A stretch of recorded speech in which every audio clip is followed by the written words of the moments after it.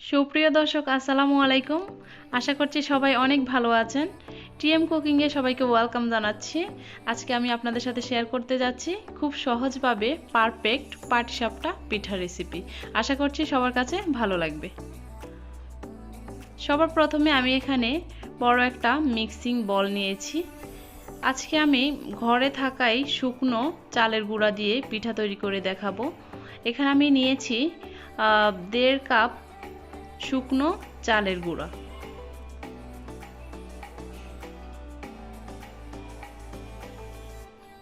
সেই সাথে আমি দিয়ে দিচ্ছি 1/2 কাপ ময়দা। ময়দাটা দেওয়ার কারণে কিন্তু পিঠাটা অনেকক্ষণ ধরে একদম নরম তুলতুলে থাকে। আপনারা যদি ময়দা না থাকে আপনাদের কাছে তাহলে এর পরিবর্তে আটা ব্যবহার করতে পারেন। এরপর আমি দিয়ে দিয়েছি স্বাদমতো লবণ। সেই সাথে দিয়ে দিচ্ছি 2 টেবিল চামচ গুঁড়ো দুধ। এটা একেবারে অপশনাল, চাইলে নাও দিতে পারেন। এরপর আমি শুকনো উপকরণগুলোকে একটু মিশিয়ে নিচ্ছি।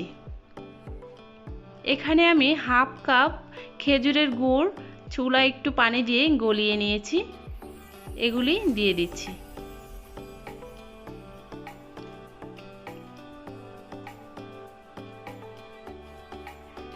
চামচ দিয়ে গুড়টাকে ভালো করে মিশিয়ে নিব।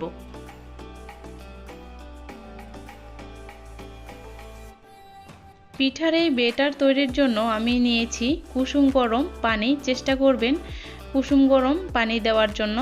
আমি অল্প অল্প করে পানিটা মিশিয়ে নিচ্ছি। কিছুটা পানি দিয়ে আমি এখন একটু বেটারটা মিশিয়ে নিচ্ছি। এরপর আমি আরও কিছুটা পানি দিয়ে ভালো করে বেটারটা মিশিয়ে নিচ্ছি।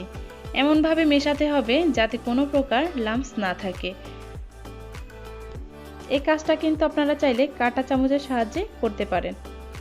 পিঠা তৈরির জন্য আমার বেটার একদম রেডি। এই বেটারের থিকনেসটা আমি দেখিয়ে দেওয়ার চেষ্টা করছি। এটা একদম মিডিয়াম কনসিস্টেন্সির হবে, দেখেই বুঝতে পারছেন। এই বেটারটা আমি একটা সাইডে 10 মিনিটের জন্য রেখে দেব। আজকে আমি খিরসা তৈরির জন্য এখানে নিয়েছি তরল দুধ 1 লিটার। এগুলোকে আমি জাল করে 500 গ্রামের মতো করে নেব। চুলায় একটা হাঁড়িতে দুধগুলি দিয়ে দিচ্ছি। সেই সাথে দিয়ে দিচ্ছি চিনি 1/2 কাপ। চিনির পরিবর্তে আপনারা চাইলে কিন্তু এখানে গুড় ব্যবহার করতে পারেন। এরপর আমি দিয়ে দিয়েছি স্বাদ মতো লবণ। অনেকেই কিন্তু মিষ্টিজাত খাবারে লবণ পছন্দ করেন না, তবে আমার মনে হয় যে লবণ দেওয়ার কারণে স্বাদের ব্যালেন্সটা একদম ঠিক থাকে। এগুলোকে আমি একদম মিডিয়াম থেকে লোর মাঝামাঝি চুলার আঁচে রেখে একদম অনবরত নেড়ে নেড়ে শুকিয়ে নিয়েছি। এখন আমি অন্য একটা পাত্রে এখানে 2 টেবিল চামচ শুকনো চালের গুঁড়া নিয়েছি।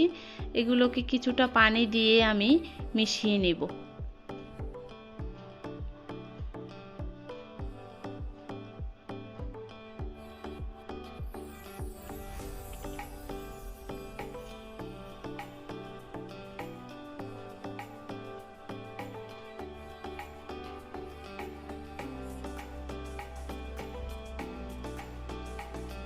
এই যে ঠিক এরকমটা করে আমি মিশিয়ে নিয়েছি।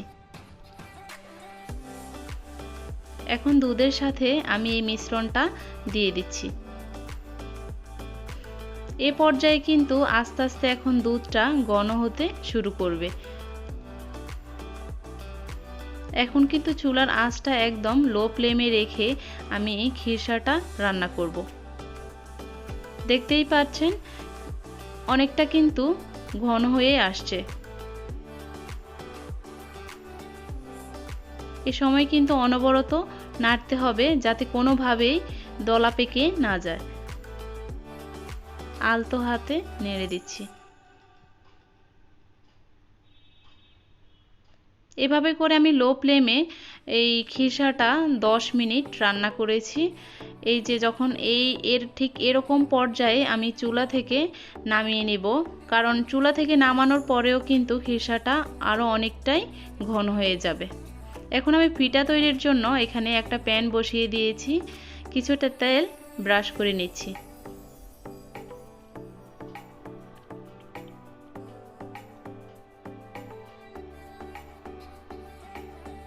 তৈরি রাখা বেটার থেকে কিছুটা বেটার আমি দিয়ে দিচ্ছি এখানে।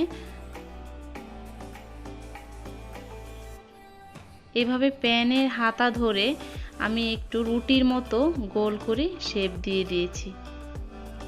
এখন অপেক্ষা করতে হবে পানিটা শুকিয়ে যাওয়া পর্যন্ত। চুলার আঁচ কিন্তু একদম লো ফ্লেমে রেখে,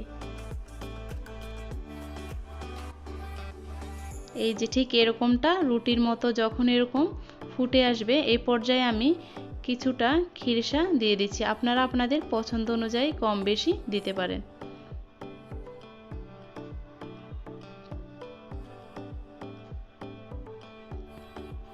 এভাবে আলতো হাতে আমি একটু ফোল্ড করে নিচ্ছি। এভাবে উল্টিয়ে আমি একটু হালকা করে চেপে চেপে উপর পিঠটা ভালো করে ভেজে নিচ্ছি। এভাবে করে আমি সবগুলি পিঠা বানিয়ে নিয়েছি। এই যে দেখুন পিঠাটা দেখুন কতটা সফট হয়েছে, আর এই পিঠাটা কিন্তু অনেকক্ষণ ধরে একদম নরম তুলতুলে থাকে। আপনারা কিন্তু অবশ্যই ট্রাই করবেন। আমি একটা কেটে দেখাচ্ছি পিঠাটা ভিতর থেকে কতটা ক্রিমি, কতটা সুন্দর হয়েছে। আশা করছি আজকের রেসিপিটা ভালো লেগেছে। যদি ভালো লাগে প্লিজ আমার চ্যানেলটি সাবস্ক্রাইব করে রাখুন। আর সবাই অনেক ভালো থাকুন। ধন্যবাদ।